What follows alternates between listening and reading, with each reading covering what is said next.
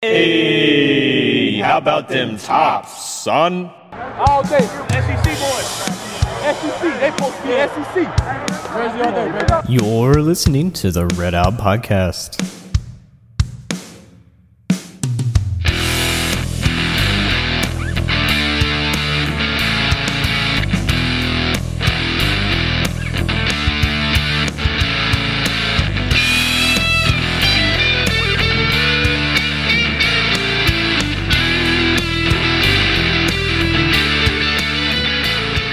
Welcome into another Red Out Podcast. My name's Devin. We got Matt in the studio. How's it going, buddy?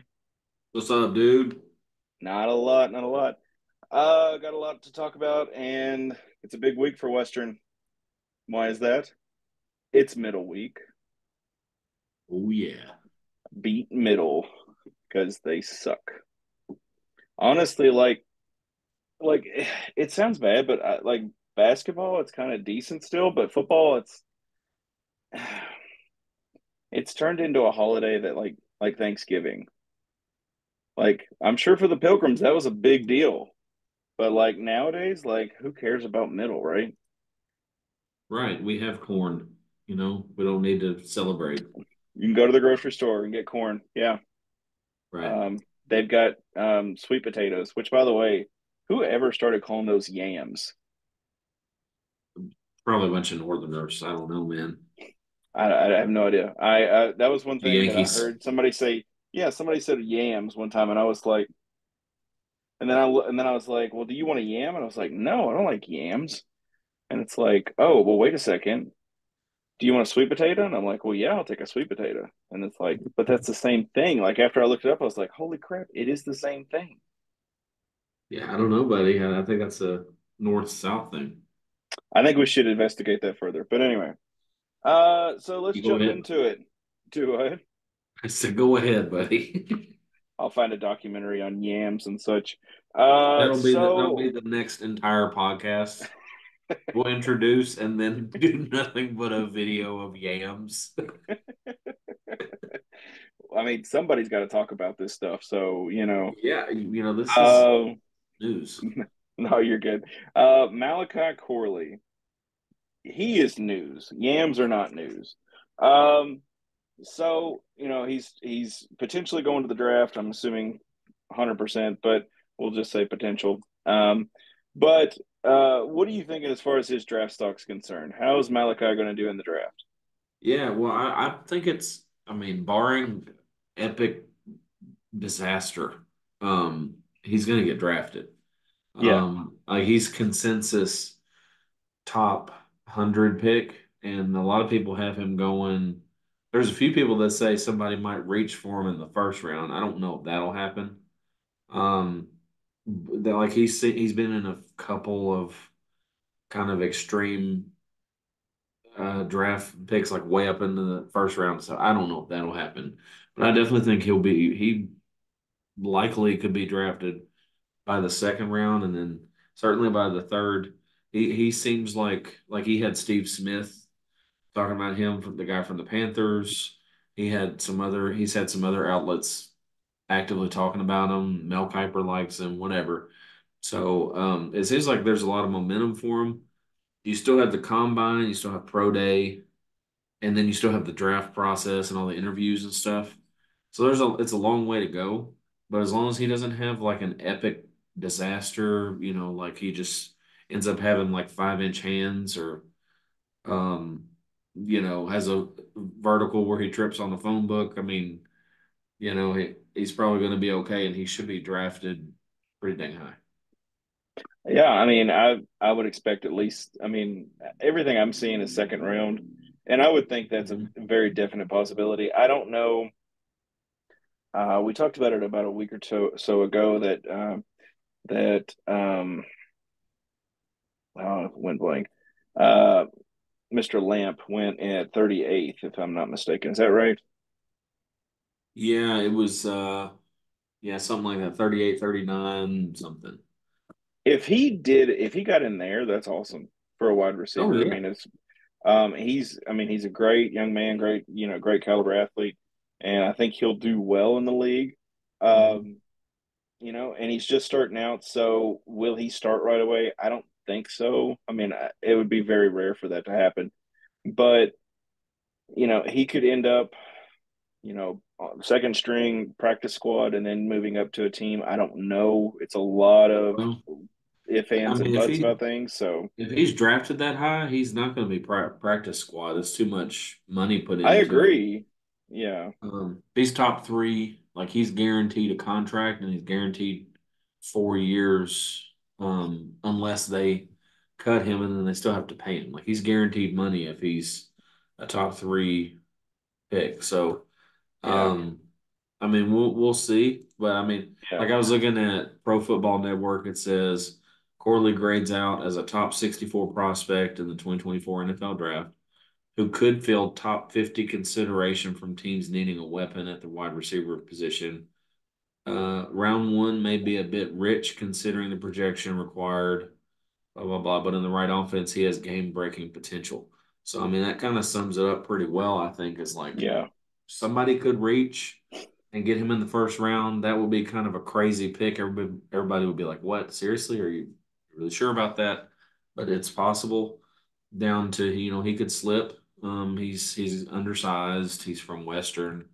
There's going to be some people that underestimate him too, so he could slip in the third round. So, but it seems like the guy's And possibly he could be a free right agent. there.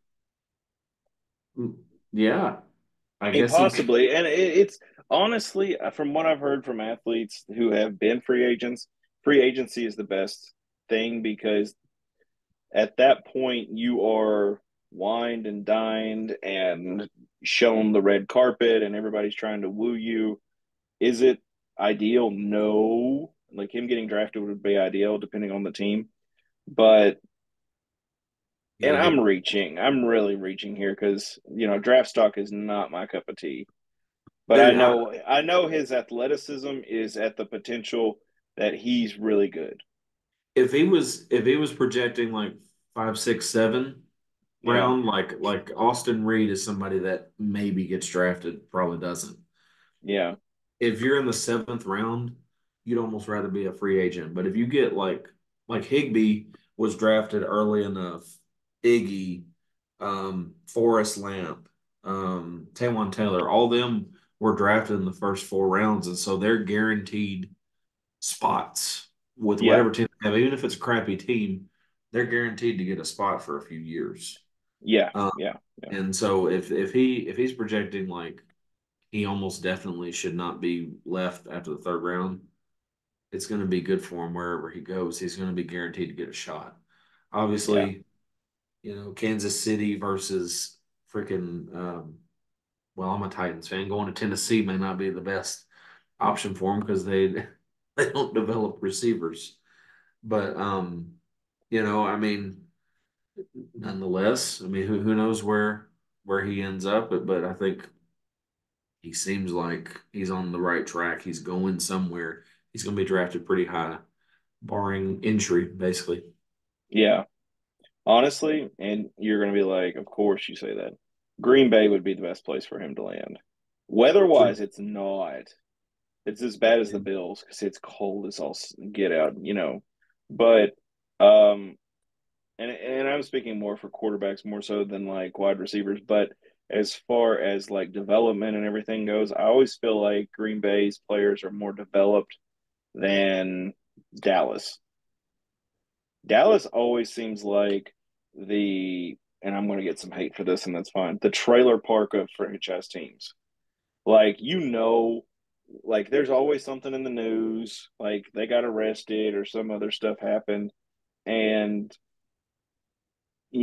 whenever something's going on, you're always looking at your window going, what are they doing now? It's like, oh, he must have cheated. She threw his clothes out on the yard again. Oh, she lit him on fire. He must have been doing something bad. Like it's always some dysfunctional thing with Dallas. And yes, I do. I am hating on Dallas because I got family who loves Dallas. So, um, but yeah, I wish him luck. I hope everything goes well with Matt for Mr. Corley, and I hope I wish him all the best. I hope he gets drafted, and I hope the team is a good team that will be able to give him the learning that he needs for the coming weeks for before he starts playing in the NFL. And so he actually retains his spot. And hey, worst case, he gets drafted and he makes money. So that's always great. So softball, Bingo. I'm gonna share a couple. I just realized that I goofed and did not include a couple of screen of I didn't do a couple slides for the The softball team. you no, I missed New Mexico State actually, which Oh, is stupid. I missed it on both boys and girls. So I'll do this real quick. Western went down to Chattanooga and participated in their little tournament they had down there. And in the Chattahoochee Choo Choo tournament. And so last week on the 16th, Western had a doubleheader, lost to North Alabama first game, lost to Chattanooga. And of course, the Chattanooga game was, 5 innings. So possibly the girls could have came back on that one. I don't know. And then they played on the 17th, which was Saturday. Yeah, Saturday. North Alabama, and they actually beat them that time. And then they played Murray State and beat them 3-2. boo. And then they beat Ball State 6-4. So the Lady Tops are doing really well as far as that goes. Hold on, let me get this off. And then one real quick thing for Lady Tops, we'll cover their upcoming. Which, by the way, like this is what wears me out with baseball and softball. Like I've got like 6 pages of games that they've got to play in a week, and I'm like, good lord. I believe they've got the Hilltopper Invitational or whatever it's called this week. So on Friday they've got a game at 3 p.m. at the WKU softball complex. All of these except the Louisville one, as it says in the notes here, are at the softball complex. So Friday they played Detroit Mercy and St. Louis, and then on Saturday they will play Eastern Illinois and Detroit Mercy again. And then the 25th, they'll play St. Louis, which, by the way, I looked up St. Louis's mascot because I did not know what that was. It's called a The billiken. Billikens. Apparently, it's a mythological creature that if you rub its belly, it's good luck.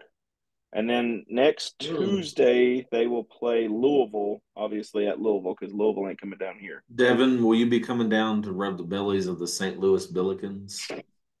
Depends on if they're hot. I mean, no, no, no. I will not. I'm not admitting that on air. Um, it's good to see that the softball team is growing and doing well with what they're doing. Obviously, being able to overcome North Alabama and not allowing them to sweep them in that little invitational tournament thing is really good news.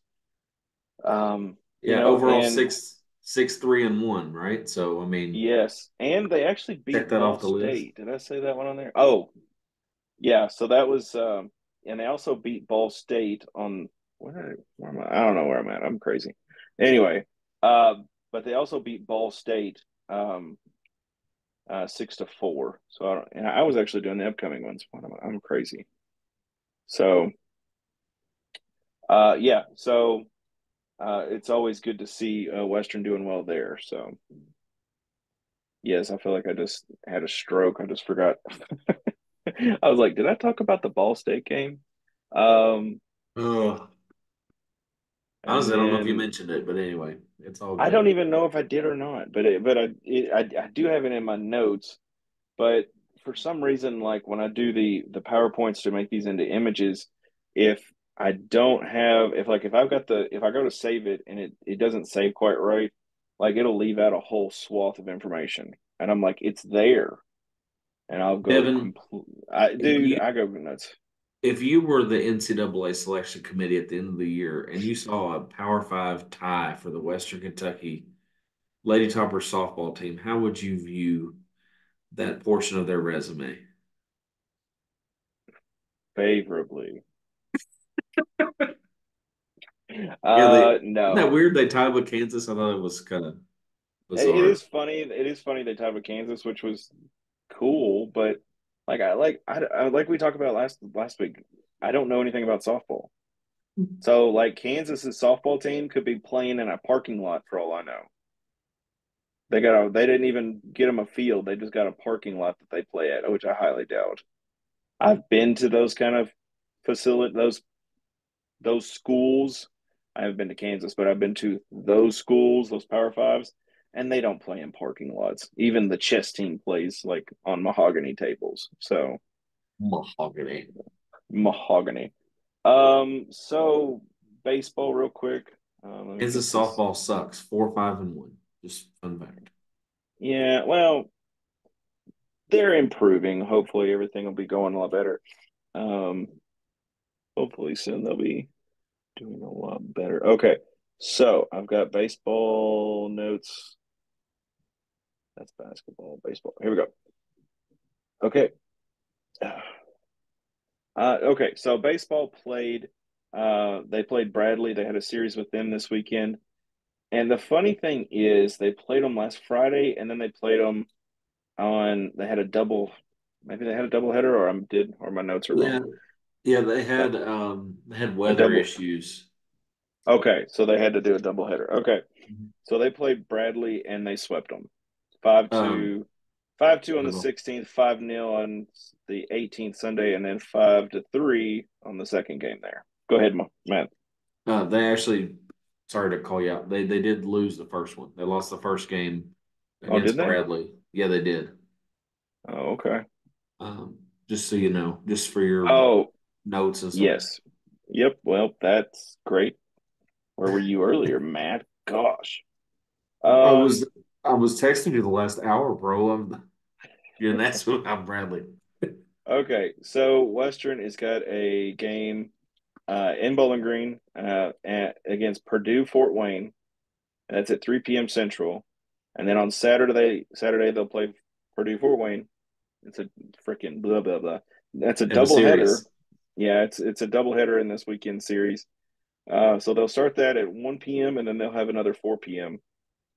And then on Sunday they play at 1 p.m. against Purdue Fort Wayne. All of those are on ESPN 102.7. You can listen to those there. And then on Tuesday, the 27th, Western is going to be playing UK, the University of Kentucky, 4 p.m. Central, and Lexington. That's on the SEC network or also 102.7 ESPN radio. So you can always check those out. Um, yes. So you know what? I will say after you said that they lost to Bradley, that makes a lot more sense why everybody was up in arms the other day. Yeah. Yeah, Yeah, they well, it still, looked yeah, like this isn't right, dude. yeah. Well, WKU Sports isn't right then. Uh, I mean, it Because says it on the that's, website. They lost because, 2-5 to Bradley. They're three and yeah. one. Well, I'll tell you what it was. I will tell you exactly what it was.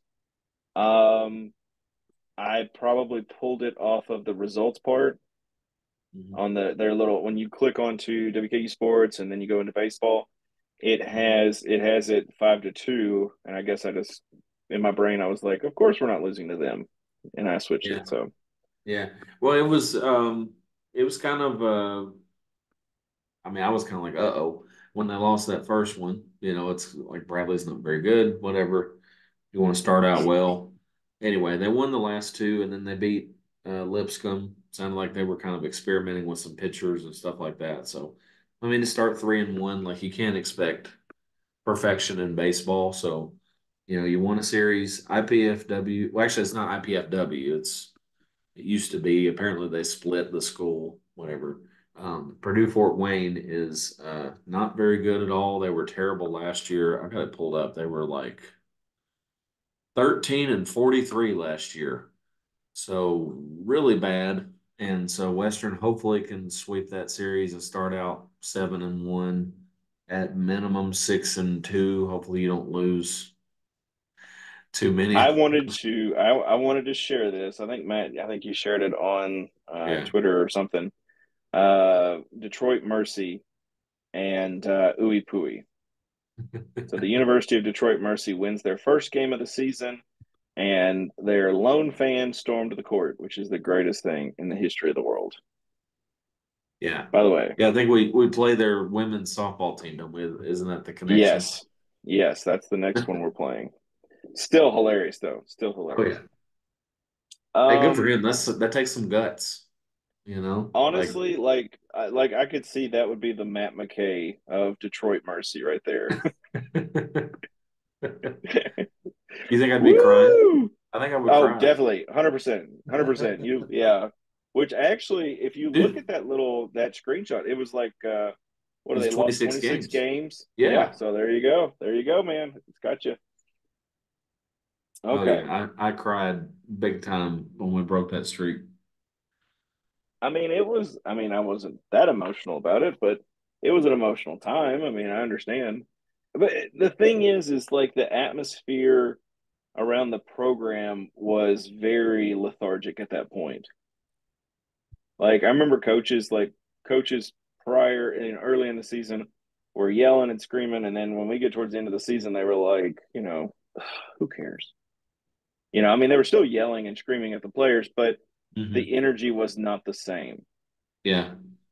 It's like we're 2-8, whatever. It's like who cares? And it's just like Yeah. But the funny thing for me at the end of the season, or towards the end of that season, was Elson would hang out in the training room some. Like he started talking to like the trainers. He's like, "Hey, how are you doing?" And I remember before that, I wouldn't even say anything to him because he'd just walk around and he's like, and you're like, okay, Do it's your he's head job. coach. Yeah, he's head coach. Like he complained that I wore a Levi Strauss t-shirt one day. Not even kidding. Yeah, because it had a bull on the front. I didn't Oh, even think about. I didn't even make the connection. I didn't make the connection to Texas or nothing. It says Levi Strauss on it, and he said something to my boss who told me, "Hey, you can't wear other college shirts." And I'm like, "This isn't a college shirt. It's a jean brand." Well, wear a Western shirt. Okay, you're paying for school. alrighty. Okay. Anyway, that's my 2 cents. All right, so something I hate more than being told what T-shirts to wear is Middle Tennessee. Oh yeah. Let's go. I mean, like, uh, I'll tell you something. We've got a lot, between Matt and I, we've got several stories about middle. Um, like currently, I screwed up yesterday at work, and so I have a splinter in my thumb. Okay, and I like it more than I like middle. I'm just saying, like, and it Yeah. hurts just to do stuff with my thumb right now. So, um, What stuff do you normally do with your thumb that you can't now, Devin? You know. Okay. well, anyway, um, I remember, of course, favorite memory probably, and the middle rivalry means more to me, and I think at least our generation, Matt, because of the hatred between us when we first made the transition into Yeah. the Sun Belt and D1 and all that.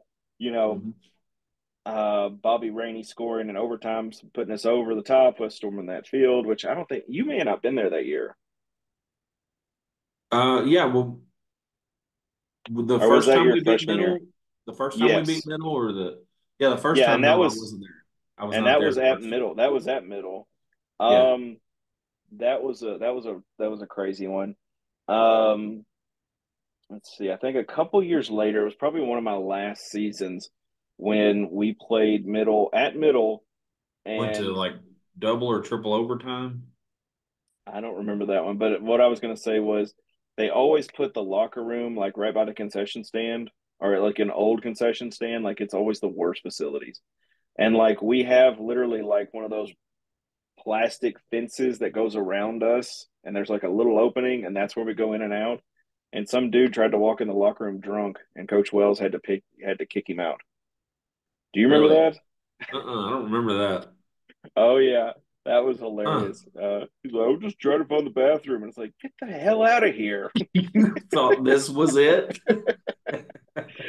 Well, I mean, and the other part is like the training room was just outside the locker room. Yeah, I There is remember that. nothing over the top. There's just you just sitting out there in the open. Which in Yeah. the summer it was nice because there it's whatever. But Yeah, it was not the best facility. I remember like you talk about the emotion of it. Like I was thinking about even big picture, like other sports too, because Western beat Middle for sure in 2009 in basketball to go to the tournament. Yes. And Yeah, then yeah, yeah. Western beat Middle for our first D1 win. Um, and then we beat Middle, and it was like double triple overtime at Middle one time when Bobby Yeah. scored a touchdown. And then there was a lot of Middle stuff going on, Middle Western stuff from like '06 to 2012 or 13. Yeah. Yeah, there was like real serious Middle, like like Western, the 25 Days of Triumph with Ray Harper or whatever. And Western comes back from 10 down on Middle on senior day. And it was freaking crazy in there. I don't know if you were at that game or remember it or anything, but I think you might have already been gone. But I may um, have. I don't know. yeah, but it was sold out. Western had sucked all year, had a losing record, but everybody got excited and it was so loud in there. Went freaking crazy. Western gets a breakaway to kind of seal the game off and dunks it actually after the buzzer, and it just goes freaking nuts in there. Um, and it was just that built the emotion of Middle for me. But I was thinking of like stories of stuff that happened. Like there was one time, it was the year that we went defeated. We went 0-12, Mm, right? yeah. We're down at Middle and we got murdered. Yes. But like the what honestly makes you hate Middle is that some of the people are just freaking idiots.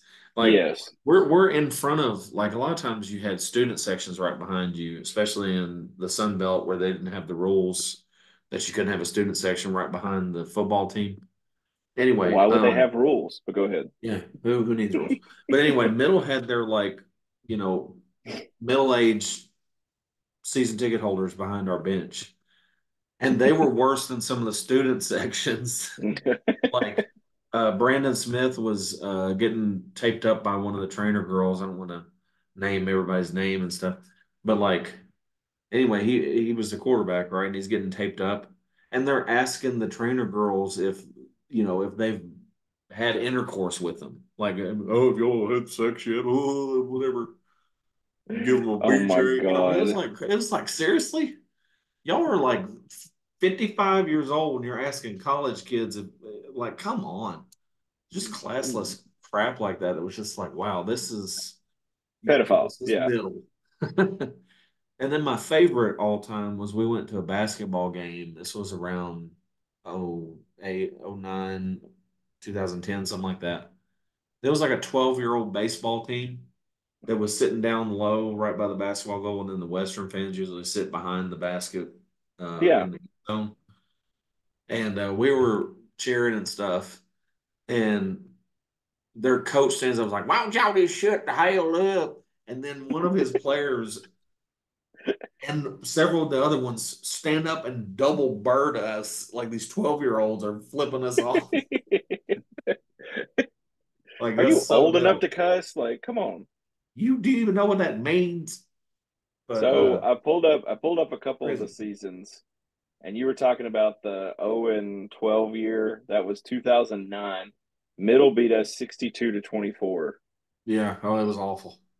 They Uh, threw a Hail Mary at halftime to make it even worse. Like, I think yeah. we were within 10 or something, or 14 or something. They threw a Hail Mary and caught it, and we went down like 21 or K- something. K1 Jakes had 130 yards in that game. I don't know who the running back was. It says Smith. He had 34 yards, and Jake Gabler had 100 yards receiving. Jack Doyle had 80 yards against Navy that Yeah. year. That is wild. He had 60 yards Yeah, against or Troy. I mean, like some of these are just crazy stats. those 34 Like, yards, that might have been Brandon Smith. He might have been our leading um, rusher. he might have been that year. I don't know. Um, and of course, like we played FIU, we had 118 yards. Like Jake's had 118 yards passing. Like that's just crazy stats. Yeah. And that was the same year we played Lane Kiffin's Tennessee. Oh, Yeah. 63-7. God, those are horrible years. We had them But after that first quarter, man. yeah, right. Uh, 0-0. so we Three played turnovers. middle. We played middle in basketball. It was 67-57 is what we won by that year. And that was the Ty Rogers shot year. That was the San Diego, we made it to the Sweet 16 that year. Yeah. So that was a great year. 2007, 2008 season. Um, Great years to celebrate Western and tell Middle to suck it. Did we Anyway, beat Middle for the championship that year? yes, 67 Okay. 57. Okay, so we beat them that year and the next year in basketball for the I, championship. I think you're right. Yeah, I Because got to pull it '09 back up for if I sure, I did. was there '09. We for sure beat them in the championship. That was the year that we went and played Illinois and then almost beat Gonzaga. Okay. Um, because I was there for all that stuff, so it's pretty cool. Yeah, I mean, Man, I remember being in the old side of the stadium and beating, sorry, I went blank when we beat, I guess it was Drake with the Ty Rogers shot. Like that is my yeah, Western basketball, like all time favorite memory right there. Just watching that. And it's like, yeah. so we'll talk some lady top basketball real quick. Like I said earlier, I kind of screwed up and forgot to put the New Mexico State on there. Excuse me, but we'll just kind of go through this real quick. Lady Tops ended up losing both those games. WKU uh, fell to UTEP 73-68, and they also lost to New Mexico State 64-61. A little bit better, but New Mexico State essentially dominated that entire game. You know, stats here show it all. Western pretty much fouled more, and UTEP hit more free throws. 20, Yeah. 20 points there, 20 easy points. And, you know, and if Western had less fouls, it might have been a different game. That's only 5 points difference there. So, Yeah, well, I don't know if let me see if you care if I try to share. No, I can't share my screen. You got to allow me to. Um, no, there's no, I won't let you. no, it will not be allowed. Okay, fair enough. Let me see if I can let you. But go ahead. Because I had the box score pulled up. I think it'll show a little bit what happened in this game. Okay. Just real quickly, basically, I mean, Western had a 16-point halftime lead against UTEP. Yeah. And UTEP needed two quarters where they scored 10 more than Western to win by five. They outscored Western 22-12 and then 26-15 in the fourth to win by five. So basically, Western had it in their hands and they just completely melted it down. It was like it was the oddest thing. Like I was distracted doing something and looked down and was like, oh, Western's in control, whatever. And then I look back down and they're losing. And I'm like, what? Where did Yeah. this come from? Like, what just happened? Basically, like It's frustrating. just to start the fourth quarter or fourth period or whatever you want to call it. That's when UTEP made their move and basically overtook them. But Western dominated for essentially what, three-quarters of the game at least. Yeah. Yeah. I mean, there was no reason that it's just like the 23-point loss the guys had. Like, you just can't let that happen. And the Lady Tops have had that happen a few times now. And they've gone from having this pretty nice record to now they also lost to New Mexico State. They're 15-12 Yeah, and really, really struggling lately and cannot win on the road. They're 6-6 in Conference USA after starting 3-0. So they're 3-6, including some pretty bad losses. And New Mexico State is right there, knocking on the door to catch them. And it kind of helps when you hand them two wins to yeah, be able to possibly catch you. They're not going to have a tiebreaker against New Mexico State if they end up tied with them. It's just really rough. And Western, honestly, like if you look at their schedule, my dad and I were talking about this. They could honestly lose every single one of their games the rest of the way. They have 4 games left. They play Middle Ooh, Saturday at 11 o'clock on ESPNU. Then they play at La Tech, who obviously Western beat, but they were down 19 before they came back. That was the game a couple weeks and ago. it's on the road. And it's at La Tech. And then FIU, who only has 2 losses in conference. And then Liberty, who's probably playing about as well or better than FIU right now. They they played Western was down and came back on Liberty in the beginning of the conference season.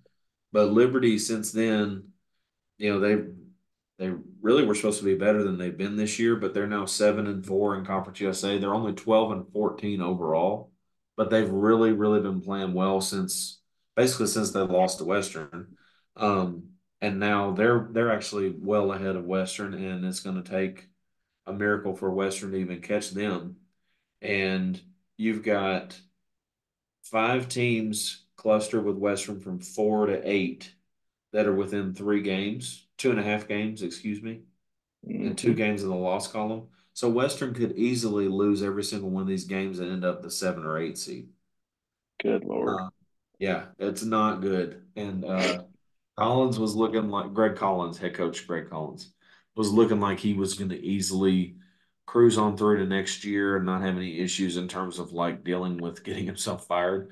But if he loses 4 in a row here and then craps out in the tournament, I'm not sure how you keep him around after 6 years Yeah. of mediocrity taking over a good program. And that would mean Western has a losing record after having honestly the best roster he's had. I don't understand. And now you've crapped the bed with some of these teams that you could have won. You could be, 8-4 right now in conference or something, and maybe have a chance to lose a couple of these and be okay. Now you're looking at complete disaster if you don't upset people. Yeah. Um, and you need multiple upsets to get to 500. So, do you know the last road game that Western won? Western girls, off the top of your Mm, head, any idea? Off the top of my head, was it a non-conference? Nope. Conference. It's in It would have been Alabama. the first. Was it Jacksonville State? Yes, it was Jacksonville State. We That was on January 13th. That was the last road win we've had. Yeah. That's pretty upsetting. I mean, it's not something to be not something you want to put on the wall, that's for sure. Um, Yeah. but anyway, so Western's gonna be playing MTSU. The girls will be playing. The game's gonna be on ESPNU. Like Matt said, it's 11 a.m. Central Time, 12 noon Eastern Time. So support the tops. That will be in Diddle, and they will need your support because could be a They would potentially very they will ugly game. need a lot of your support. Yes, Um, I honestly like, okay, first of all, it's a rivalry game. Here's what I would yes, encourage people to do. Go to both the girls' game at 11 o'clock and then go down to the men's game at 6:30 in yeah, Murfreesboro. Let's yeah. make It's it only a like an day. hour's difference. Yeah, Make it a day, and go see the Lady Tops. The Lady Tops have a promotion where they're letting kids basically like play a role in the game day experience. So some that's of them are cool. like going to be like taking care of Big Red. Some of them are going to be cheerleaders. Some of them are going to be like little managers or something like that. So it's kind of a That's cool cool. thing. So go sign up. They've got stuff all over the Lady Toppers Twitter and all that stuff. But it's kind of a cool opportunity. And let's fill out Diddle and see what happens. It's a rivalry game, right? But it doesn't matter. So my brain is And going completely haywire to like how bad this is. Like they got kids in the training room trying to tape ankles, and they're oh my like, "This gosh. isn't gonna work, Sherry. What's wrong with you?" And the kid's like 8, and she's like, "I tried to tape you. Well, you didn't do it right, Tighter. Sherry. It needs to be tighter. What's wrong with my shoes? Oh, these aren't my shoes. What's wrong with you, Anessa?" Someone's Greg Collins' personal assistant. Yeah. I could just see him. He's, I mean, I hate to be this way, but girls end up losing the game or whatever, and he's like, "What's wrong with you, Tiffany? I told you to call that timeout. Where were you on that?" Oh But anyway, man. I mean, it's not going to look good for the Lady Tops this weekend, especially against MTSU being essentially undefeated in conference, and then they're going to be playing Law Tech on the 28th, which is next Wednesday. So we'll talk a little Law Tech. Like Matt said, La Tech Western girls ended up, they were pretty on top of it last time, almost blew it, but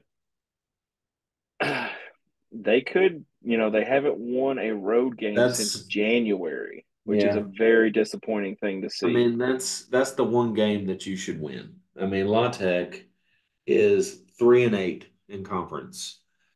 If you do not want to join them at the bottom of the conference, you need to beat them. Find a way. Yeah, You were better than them when you played them. You just came out playing like you didn't care, then got down yeah, 19, and then woke up and got pissed off and won. yeah, But the thing is that like we just need to see some consistency, and they're just I don't know if it's their mojo is gone. Obviously, they really do struggle without Acacia Hayes, but it's not an excuse to lose to some of these teams they have no business losing to. They still should maybe have like three losses in conference, and they have six. They lost Sam Houston. They lost to New Mexico State twice. You should have gotten at least one of those. You lost to yeah, UTEP, and here's the scary thing is there's other games that they could have also lost. Like UTEP the first time at Diddle was only won because Destiny's Salary found a way one-on-one to beat them by one. There were some other games that they barely won. So they yeah, honestly could be 4-8, 3-9 right now. And really be staring down the barrel of a complete disaster.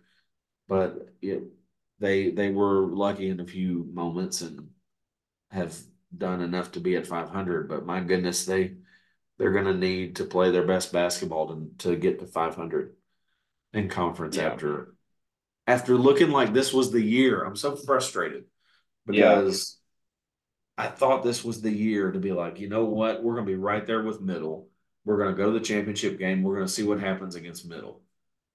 No, No, evidently not, dude. it's not. Um, It's not happening. and the bad thing is like these last four games, you need to win La Tech, like you said.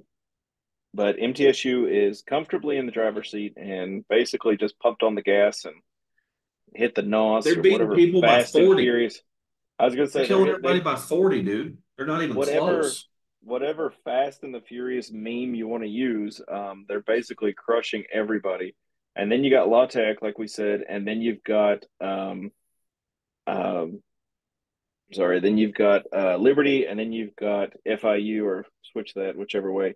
Sorry, I was just pulling up the Western and uh, or the MTSU. They beat UTEP 56-41. Yeah. Like that is some of these numbers are wild to look at. Yeah, they have not lost. They've won all their games in conference, right? They've had one Yes. game in Conference USA that they haven't won by double digits, and that was the very first one against La Tech on the road. Every Yeah. other game they've played since has been no less than 11. Most of them have been by 20 or more. And they had a They few that lost were like 30 or 40. they've lost to Princeton, which I'm gonna say they were probably just outsmarted. They got beat by Michigan, and then they lost to Grand Canyon University, which I think is that the Phoenix University one or no? That's not Phoenix University, but Oh, sorry. FIU will be the second to last game, and then Liberty's last game. But all three of those, MTSU, FIU, and Liberty, they're pretty comfortable up in the top of the conference. Their yeah, seats are pretty much reserved up there. And, if you can get an upset, that would be amazing. On, any one of those teams, middle would be the greatest. It would feel the best. But, at this point, I think you take what you can get. yeah. I mean, Liberty, honestly, Liberty is reachable, but Western is going to have to win at least three Yeah. out of four. So they're going to have to win everything but middle, which is really tough to ask. I mean, FIU Western was They're tough. comparable. Western was comparable to FIU. You know, they lost by 10, and it was like a game that was within their reach. But I mean, they're going to have to win. They're going to have to play better than they've been playing. And Liberty is going to have to lose a few games, including lose at least one other game for Western to sneak in there. So, um, yeah, it's not a super bright looking outlook. The chances are that Western perhaps falls a little bit. I think they're going to fall to probably the 6 or 7 spot. I don't think they'll Oh fall man. to eighth. But like if they go 1-3, like say they beat La Tech, right? And they Yeah. lose to Middle and Liberty and FIU. Um, the other teams are there's gonna be some of the teams that are within a couple games. They're playing each other. Somebody's gonna win a few of those. A few of them are gonna obviously have to lose. So I think it's pretty likely that Western stays out of the 8-9 matchup. But I don't. It's gonna be tough for them to go 2-2 here, Yeah. finish the Yeah. season, and that's heartbreaking that that's where we are for me. Because like I Yeah. said, man, January, I was feeling like this was it. You know, this is a chance for Collins to break through. And now it's just like hoping that they can get to the semis. Yeah. Um, Yeah. I mean, it's kind of like football season was this year too. It was very disappointing, but I Yeah. mean, we still made it to a bowl game. We still there were bright spots in it, but hey, we'll just stick around. Let's keep watching, keep listening, and we'll keep talking about it and giving our opinions. So men's basketball, the guys they're going to be facing the same very interesting challenge. They're going to be playing middle.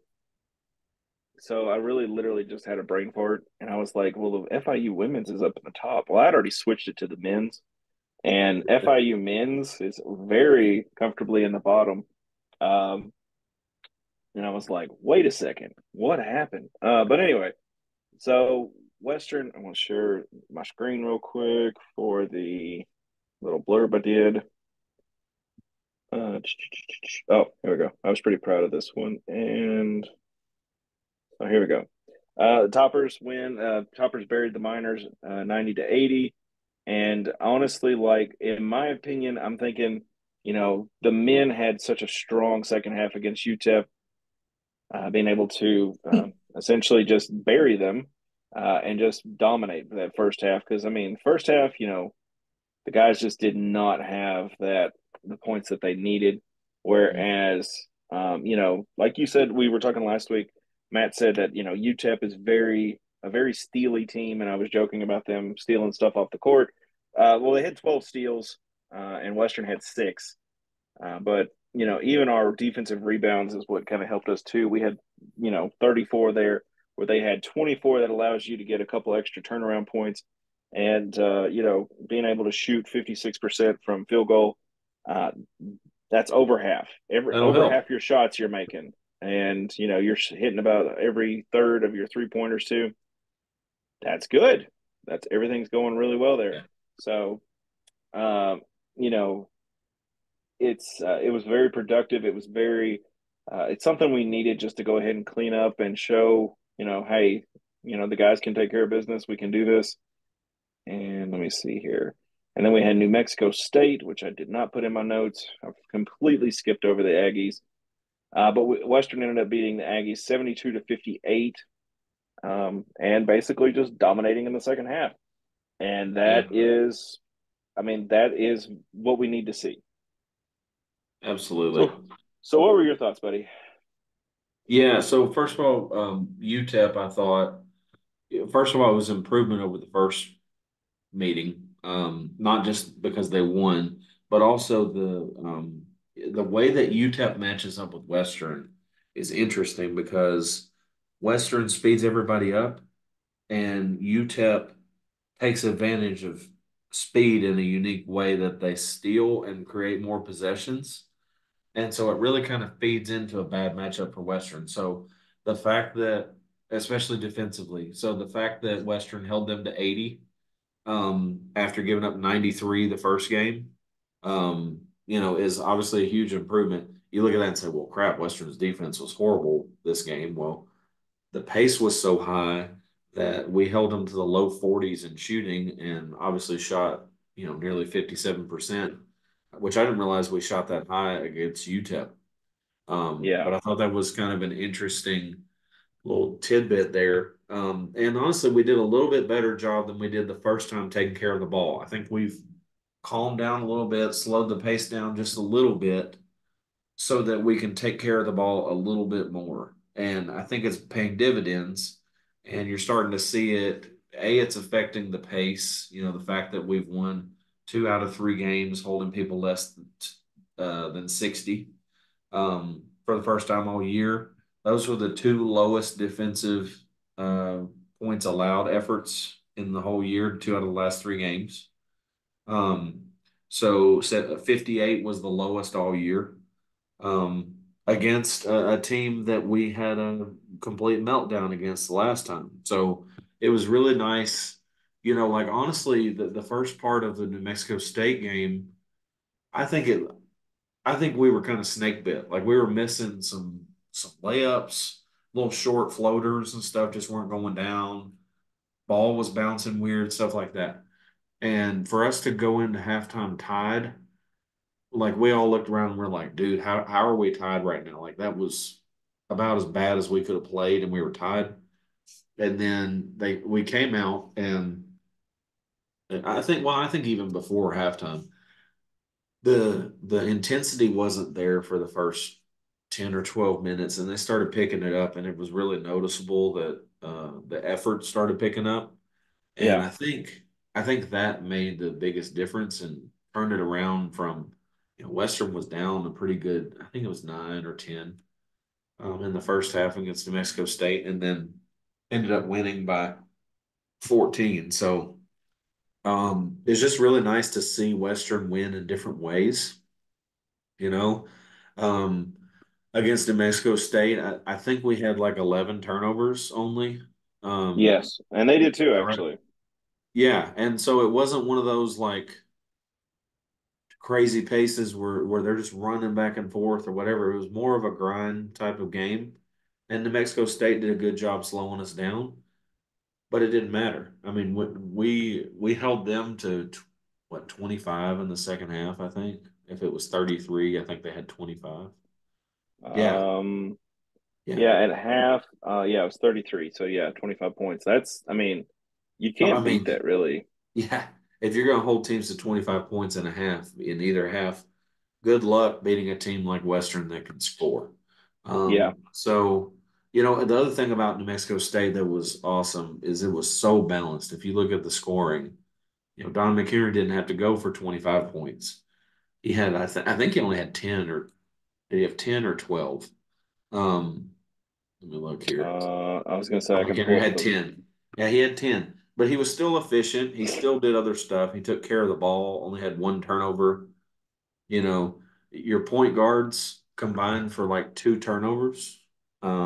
You had Jack Eveling came in, made some nice plays, made one amazing defensive play, had a few assists. Christian Landers, your other guy that has played some point guard, and then Don McHenry. All three of those guys did a good job with the ball and took care of things. And so when your point guards are taking care of the ball, you have a good offense, yeah. an efficient offense where you're not wasting possessions. And so it's nice to see Western be able to win in different ways because before the last 3 games, I don't think we knew that Western could win in like a 60, 70 point type of pace game. It was basically like Western needs to score 80 or they're going to lose. Yeah. And sometimes they might lose anyway. But now the defense has really picked it up. Yeah, I mean, and this is where you want to see them towards the end of the season. I mean, you Yeah. definitely want to see them coming out strong. And like you said, that is the least amount of points. The last one we had, at least that with this few points, was 59 points Jacksonville scored.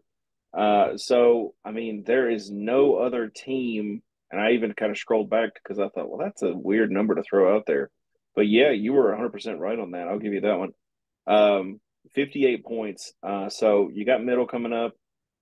And I'm sorry, but you want to metaphorically put their head in the toilet and give them a swirly. Let's just finish this good and strong and just dunk them in there and just let it go. Yeah. Um, Here's the thing, though. Middle is actually playing pretty good basketball. So you look at their oh, record, they're 11 and 15, whatever. I don't know how they're yeah, going to do tonight, or well, yesterday if it's Thursday and you're just now opening this. But I don't know how they're going to do Wednesday night. But they're riding a 3-game winning streak. If they beat Jacksonville State, they will obviously be on a 4-game winning streak. Either way, they've played well. They won a road game at FIU, which is not that impressive, but it's still, you know yeah, what? They did something that's tough to do in Conference USA, and that's win on the road. Um, like if you look at how Western is expected to do at FIU, they're barely a 50% favorite to win. It's like 53%, whatever it is. It's difficult. It's difficult to win on the road. And yeah, they did that, and then they beat UTEP and they beat New Mexico State.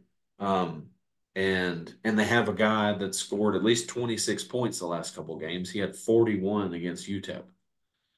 So, and they have two other guys that can play, and they have some good players. So I think a um, don't look at Middle's record and say, "Oh, 11 to 15, Western ought to kill them." Probably they should, but you know what? Middle's playing pretty decent basketball, and they're going to be confident, and they're going to be playing at home. So I think that one thing is Western fans need to go down there to Middle and let's paint Murfreesboro red. Um, yeah, but let's take this game seriously. And if Western can win this game, it really puts pressure on Sam Houston and La Tech to keep winning because um, I think that we could see La Tech and Sam Houston stumble here. They've got to go out west this week or next week. Both of them have to go out west. yeah. And it's an opportunity Yeah, I'll have to to take pull some that games one on them. up. Western is expected to be is at 63% win percentage against MTSU. Um, I don't know. As far as I mean, because honest, we've said this 100 times before, but um, with the interns at ESPN, who knows how everything's going to work out. Well, But uh, but like you were saying, La Tech is going to UTEP and New Mexico State, and I know they're not the best, but it's hard to jet play lag out has a thing. west. It's It hard to is. play out west. It is. Yes, it is.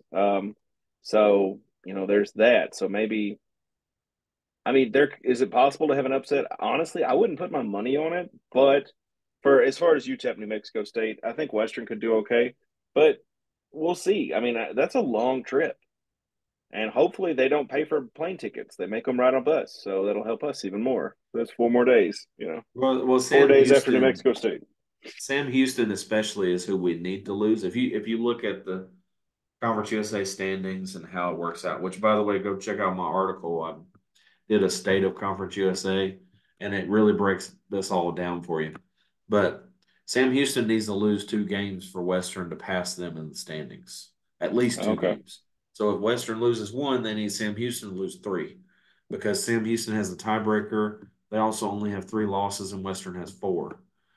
But if Sam Houston goes out west, which I believe they go out west this week, let me see. Yeah.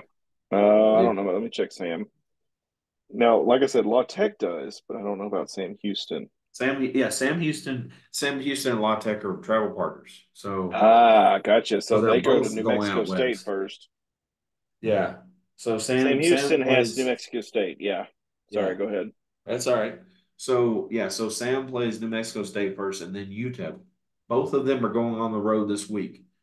If New Mexico State and UTEP can win, if they can win all those games, great. But if they could win half of them, it really puts Western in a spot where if we can beat Middle, then we're right on even footing with everybody, putting pressure on those two to keep pace. If Yeah. they both if they both sweep, then Western's almost certainly going to end up being the 2 or the 3 seed, and not going to have a chance at that number 1 seed. Yeah. But Western really needs is to stay out of the 3 spot, because the 3 spot has to win 3 games in a row in 3 days. Wow. The one and the 2 seed get a break. They play on Wednesday, and then they play Friday, Saturday. So you have a huge difference between the 2 and the 3 spot. And then the first seed also plays the winner of the 8-9 game on Wednesday. So if you can get in the 1 seed, it's a huge advantage. If not, get into the 2 spot and avoid having to play 3 games in 3 days, because it's a big disadvantage for 3 through 6 who have to play 3 games in a row in 3 days. I So mean, hey, yeah, it's I mean, that's kind of nice that they've got the tournament built like that. But yes, so men's will be playing. Let me pull up this real quick so we can look at this. Um, so men's will be playing on Saturday, 7:30 p.m. MTSU on ESPN Plus. And that is at MTSU. So, like Matt said, it's not that far of a trip from Bowling Green. So, if you're in the Bowling Green area, you definitely go support the Tops. It's big game. It's big environment. It's middle, so just you got a couple hours there, and then you can leave. Not a big deal. And then next Wednesday they play La Tech 8 p.m. on ESPN Plus. So big games, big couple games coming up. So definitely support the Tops. And like I said, baseball's got their things that's going on this weekend. Softball's got their things going this weekend, and it is a wild weekend for sports. Go ahead. You got something else? yeah, one thing, yeah. The La Tech game Wednesday. Okay. I know there's church, and I know there's other stuff going on for some people, whatever. But we need to pack out Dill Arena Wednesday night against La Tech. Okay. It's the last game of the season. It is a battle to see who can get possibly win Conference USA. Certainly could be for the 2 seed. If Western wins out, we get the 2 seed and avoid the 3-6 matchup. And get that day break like we need. It's not as important to get that 1 seed, but we need to beat La Tech, or it puts us in a really bad position to even try to get the 2 seed. So we Yeah. need everybody to get there. La Tech is really good, top 100 team in the country. Really big opportunity for Western to stake claim on Conference USA, to establish dominance over La Tech, to have momentum heading into the tournament, knowing that we're playing well. All good things could be going on in one game. So it's time to show up. There's no excuses. Students need to show up. Old people need to show up. Whatever. Get your grandma, get your 18-year-old, bring your kids, whatever. Let's pack Diddle out and let's beat La Tech. Yeah. I Let's just be want to say classy, that. though. Let's be classy. Don't be like middle. Be classy. Right. Stay classy, everybody. So yes, check the towel rack, follow their articles. They're going to keep us up to date on everything going on, and be back next week. We'll talk more Western sports, and then we will update you all as far as everything goes on that front. But as always, guys, go Tops. Go Tops. Beat Noodle.